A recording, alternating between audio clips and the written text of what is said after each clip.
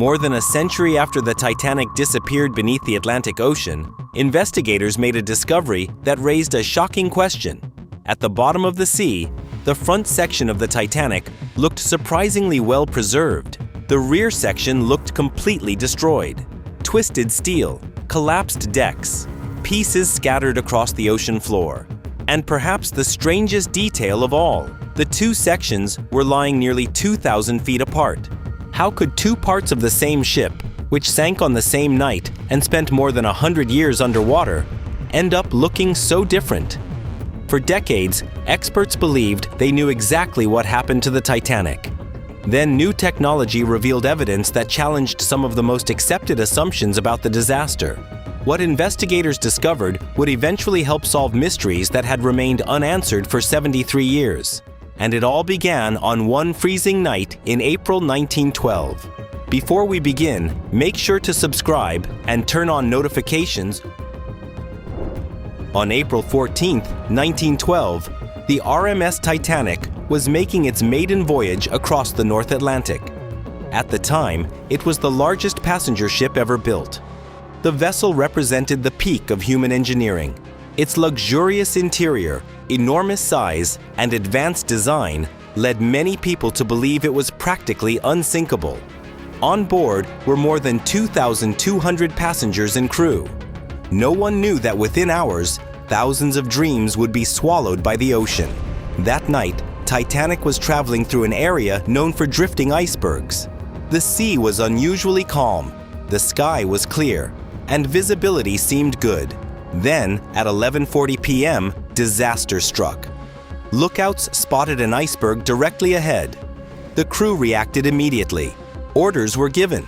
The ship attempted to turn, but it was too late. The massive iceberg scraped along the starboard side of the vessel. The collision lasted only seconds. There was no giant explosion, no dramatic crash. Many passengers barely felt anything at all. Some even joked about the incident. But beneath the waterline, a deadly chain reaction had already begun. Seawater started pouring into multiple compartments. At first, there was little sign of panic. Passengers continued talking, reading, and relaxing. Most believed the ship was safe. After all, this was Titanic, the ship many people believed could never sink. But as the minutes passed, the truth became impossible to ignore. The bow slowly began sinking deeper into the water. Crew members uncovered lifeboats. Distress signals were transmitted. And gradually, the realization spread throughout the ship. The Titanic was dying. For nearly 3 hours, passengers and crew fought against time. Then, in the early hours of April 15th, the unthinkable happened. The world's most famous ship slipped beneath the surface of the Atlantic Ocean. More than 1,500 people lost their lives. It became one of the deadliest maritime disasters in history. Yet despite the scale of the tragedy, investigators faced a major problem. Nobody truly knew what had happened during the ship's final moments. The only eyewitnesses were survivors who had escaped in lifeboats or were struggling to survive in freezing water. Many of them witnessed the disaster under conditions of extreme darkness, fear, and confusion. As a result, their stories often conflicted. Some claimed the ship broke apart before sinking. Others insisted it remained intact. Some heard loud explosions. Others did not. Investigators tried to piece together the truth, but there were too many unanswered questions. One explanation quickly became accepted. Titanic had struck an iceberg. The iceberg had ripped a massive opening into the ship's side. Water flooded the vessel, and eventually it sank. Simple. At least, that was the official story. During the investigations, reports suggested that the iceberg had torn a hole nearly 300 feet long in Titanic's hull.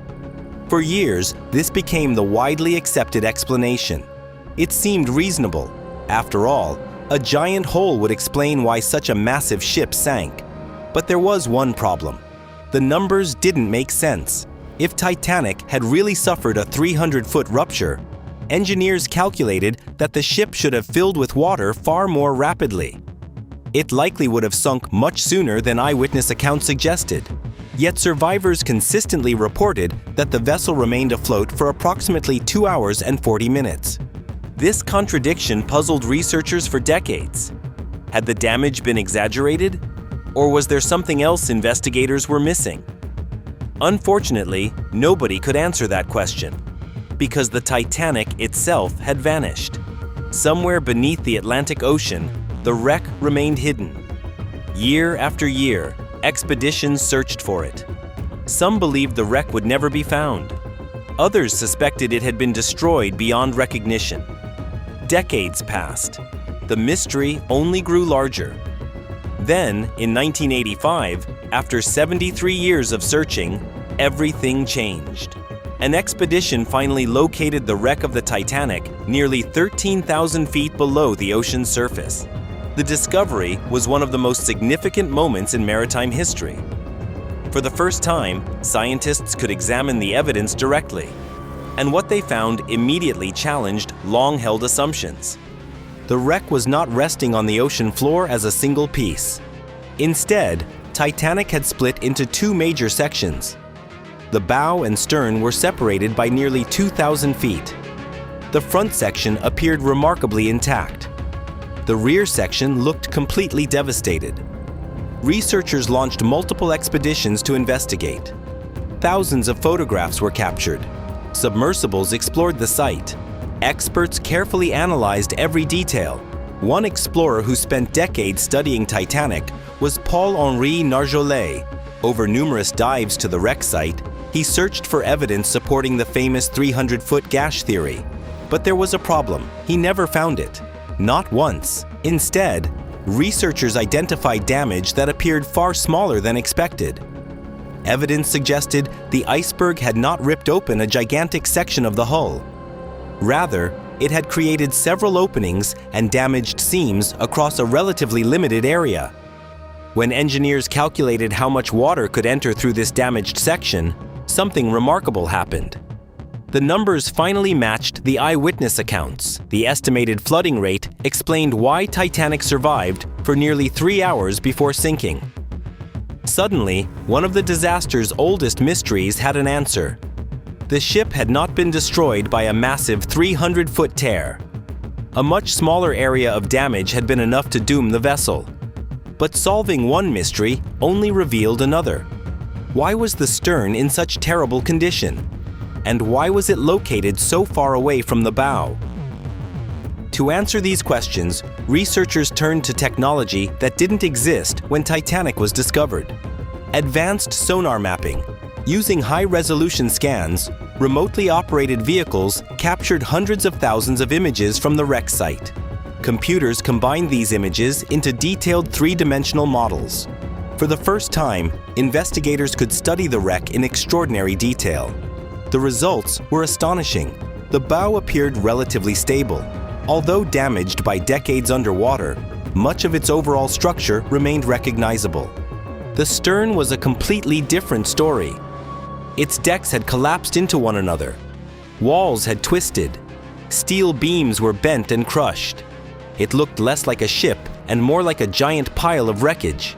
Scientists knew this level of destruction couldn't be explained by rust alone. Something violent had happened during the sinking. The 3D models provided an important clue. Scars and impact marks on the ocean floor revealed how the stern had descended. Analysis suggested that the rear section wasn't falling straight down. It was spinning. As it plunged toward the seabed, the stern rotated through the water. Researchers estimate it may have reached speeds approaching 50 miles per hour. At those speeds, enormous forces acted upon the structure. Water pressure tore away loose sections. Weak points began failing. The ship was essentially being ripped apart during its descent. Then came the final impact. After falling nearly 13,000 feet, the stern slammed into the ocean floor. The collision crushed internal decks together. Steel structures buckled. The entire section collapsed inward. This explained why the stern looked so dramatically different from the bow. The bow's shape was naturally hydrodynamic. It cut through the water efficiently. As it descended, it remained relatively stable. The stern had no such advantage. Its shape created turbulence and instability. Instead of slicing through the water, it tumbled. The result was catastrophic. Another mystery solved. Yet one crucial question remained. When exactly did Titanic break apart? For years, many experts believed the ship split completely apart while still above the water. Numerous survivors had reported seeing this happen. Their testimony seemed convincing, but modern evidence suggested a more complicated story. As the bow flooded, it pulled the front of the ship downward. The stern rose higher and higher into the air. Eventually, the stress placed on the center of the vessel became too great. The structure failed. The ship fractured. However, sonar mapping revealed additional clues hidden across the debris field. Scattered around the wreck are thousands of objects from the ship. Dinner plates, chandeliers, deck furniture, personal belongings, bottles, luggage, even small everyday items that once belonged to passengers. Researchers estimate that more than 10,000 artifacts are spread across an area of roughly 1.2 square miles. Interestingly, the vast majority originated from the stern section. This distribution told investigators something important. If the stern had completely separated high above the ocean floor, debris would likely have spread across a much larger area. Instead, evidence suggests a more complex sequence of events. Many experts now believe the ship initially broke while near the surface. However, portions of the structure may have remained connected for part of the descent. As the wreck continued falling, those remaining connections finally failed. The stern then changed direction, rotated, and eventually landed far from the bow. This theory explains both the debris pattern and the large distance between the two sections. More than a century later, scientists are still refining their understanding of Titanic's final moments. Yet modern technology has revealed details investigators in 1912 could never have imagined. Today, another race against time is underway, because Titanic itself is slowly disappearing. When people think about rust, they often imagine a slow process. But deep beneath the Atlantic, a unique form of decay is taking place. Researchers discovered colonies of bacteria feeding on the ship's iron. These microorganisms create formations known as rusticles. Over time, they consume the metal and weaken the structure. Samples collected from the wreck revealed that biological activity is playing a major role in Titanic's deterioration. Every year, more of the ship collapses. Railings vanish. Decks cave in. Famous features that survived for generations are gradually disappearing. But while the Titanic may be one of the most famous wrecks ever discovered, it represents only a tiny fraction of what remains hidden beneath our oceans. In fact, scientists often say that we know more about the surface of Mars than we do about the deepest parts of our own planet. That might sound unbelievable, but it's true. And nowhere is that mystery more fascinating than the Mariana Trench, the deepest place on Earth. In our documentary, we journey nearly 7 miles beneath the ocean's surface to explore the Mariana Trench and Challenger Deep, a place so extreme that only a handful of humans have ever visited it. What strange creatures live there? What secrets are still hidden in its darkness? And why do scientists believe we know more about Mars than our own oceans? If you're fascinated by deep-sea mysteries, you're going to love that video. Click on the screen now to watch it. And don't forget to subscribe, turn on notifications, and let us know in the comments what Titanic mystery fascinates you the most. Thanks for watching, and we'll see you in the next video.